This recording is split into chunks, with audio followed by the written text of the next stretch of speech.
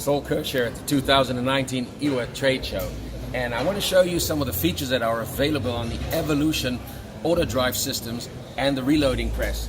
The machine is controlled by the tablet system, and you have multiple screens which give you access to all of the options that you can configure on the machine. On the control tab, you first have the option to control the speed of the machine. The Evolution will run up to 3,500 RPM on the version that's available here in Europe. You have jogging options for the machine to control and to set up, and the first step will be the calibration that you run first.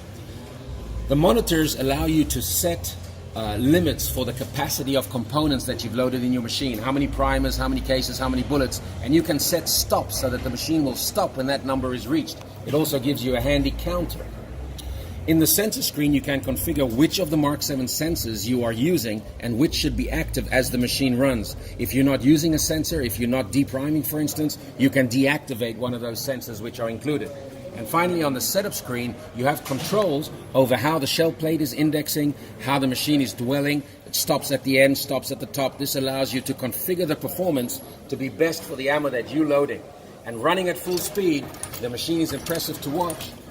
You can see here on the way it's running, it's indexing slowly, and that's because in the setup screen, I have an index speed set to 5. If I bring that down, my shell plate will now start indexing a lot faster. If I don't need that delay, I'm good. So these are some of the features available on the Mark 7 auto drives and reloading press.